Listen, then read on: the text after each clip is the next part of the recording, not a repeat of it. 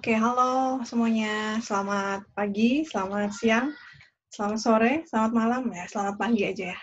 Oke, selamat pagi. Apa kabar?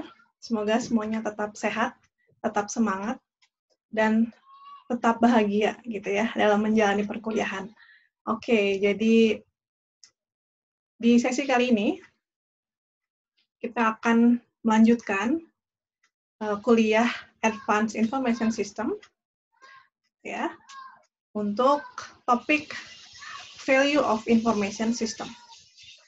Oke, jadi seperti apa sih value dari AIS itu sendiri, kemudian bagaimana pemanfaatan terutama pemanfaatan information resources secara strategik, ya.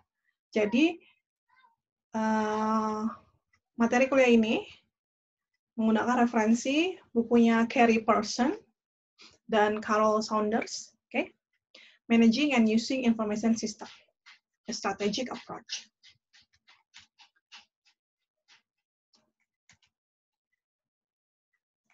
Oke, is it broken?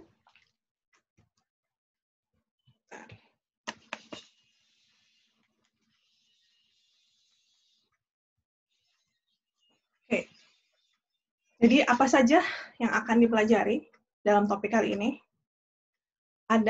Basically ada 4 tujuan dari pembelajaran kali ini, yaitu yang pertama adalah mengidentifikasi atau memahami faktor-faktor yang ada dalam setiap era pemanfaatan informasi. Nanti kita akan lihat ya, seperti apa sih sebetulnya historicalnya gitu ya, era-era terkait pemanfaatan informasi tersebut. Yang kedua adalah value. Oke, jadi memahami, mengetahui apa sebetulnya yang menjadikan informasi itu memiliki value, gitu ya. Informasi itu bernilai. Oke. Kemudian yang ketiga adalah strategic. Oke.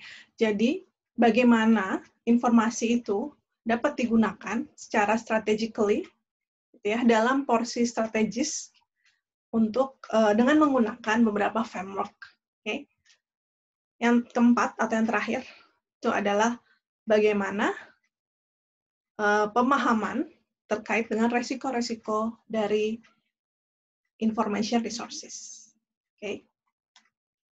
Kita lanjut. Oke, kita masuk ke yang pertama ya, evolusi. Evolusi dari information resources. Evolusi tahu ya, evolusi itu merupakan suatu proses perubahan dalam waktu yang cukup panjang, ya. Oke, jadi seperti apa sih sebetulnya evolusinya? Ya, kita lihat sebentar. Oke, sebelum masuk ke proses evolusi yang terjadi terkait dengan informasi, ada beberapa hal yang perlu dipahami bahwa memang dalam beberapa dekade terakhir, gitu ya, terutama setelah melewati milenium, era dekade milenium gitu ya, masuk ke 2K gitu, itu memang terjadi perubahan yang cukup signifikan terkait dengan pemanfaatan informasi, sebagai resources, oke?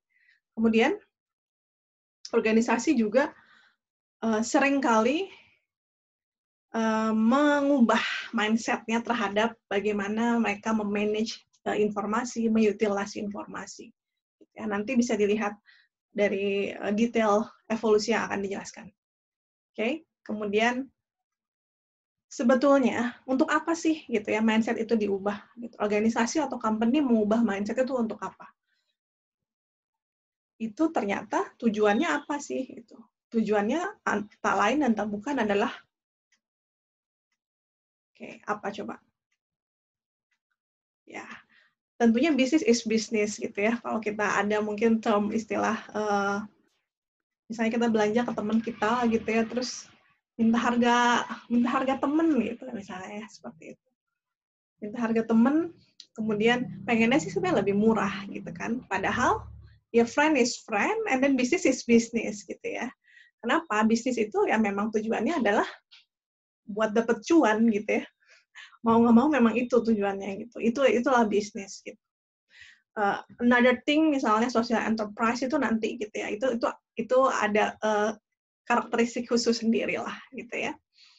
Oke, jadi tujuannya adalah yaitu untuk mendapatkan profit gitu ya.